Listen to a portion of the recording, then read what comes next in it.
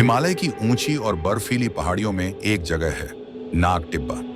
यह जगह जितनी सुंदर है उतनी ही डरावनी भी।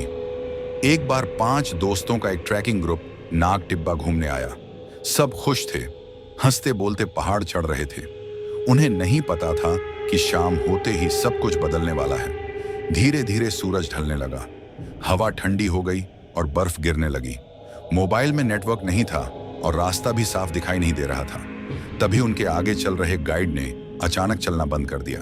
उसने धीमी आवाज में कहा, क्या तुमने किसी के कदमों की आवाज सुनी? सबने ध्यान से सुना। बर्फ पर किसी के चलने की आवाज आ रही थी, लेकिन सामने कोई नहीं था। कुछ कदम आगे बढ़ते ही टॉर्च की रोशनी में एक धुंधला सा साया दिखाई दिया। वह किसी इंसान जैसा था, लेकिन उसके पैर जमीन को छू नहीं रहे थे। गाइड ने उसे आवाज दी, लेकिन साया बिना रुके पहाड़ की तरफ बढ़ता गया और अचानक गायब हो गया। इसके बाद ग्रुप का डर और बढ़ गया। वे जिस रास्ते से भी जाते, कुछ देर बाद फिर उसी जगह लौट आते, जैसे कोई उन्हें घुमा रहा हो। रात गहरी हो चुकी थी, ठंड बढ़ती जा रही थी।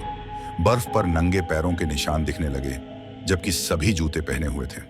किसी तरह सुबह हुई और वे लोग एक छोटे से गांव पहुंचे। जब उन्होंने गांव वालों को नाग टिब्बा और उस साए के बारे में बताया, तो गांव वाले डर गए। एक बूढ़े आदमी ने कहा, वो नाग टिब्बा का प्रेत है। बहुत साल पहले वह एक शिकारी था। बर्फीले तूफान में उसकी मौत हो गई। बूढ़े ने आगे बताया, अब उसकी आत्मा इस पहाड़ की रखवाली करती है। जो भी बिना इजाजत उसकी सीमा में आता है, वो उसे डराता है और रास्ता भटका देता है। तभी ग्रुप को एहसास हुआ कि उनका एक दोस्त गायब है। वे सब घबरा गए। वे वापस उसी जगह पहुंचे जहां उन्होंने पहली बार साया देखा था। वहां सिर्फ उस लड़के की जैकेट पड़ी थी।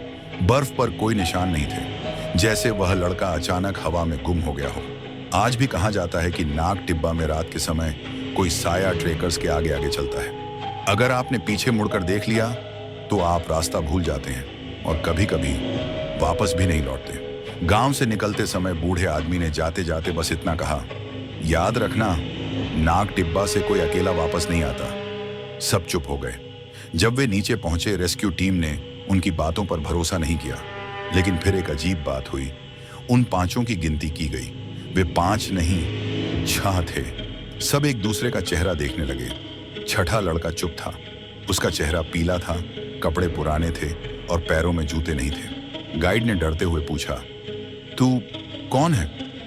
छठे लड़के ने धीरे से मुस्कुराकर कहा, मैं वही हूं जो रास्ता दिखाता है। तभी तेज ठंडी हवा चली। पलक झपकते ही वह लड़का गायब हो गया। लेकिन बर्फ पर नंगे पैरों के निशान फिर से बन गए। और आज भी जो नाग टिब्बा जाता है, कहता है, कोई हमारे साथ चलता है, लेकिन गिनती कभी पूरी नहीं होती।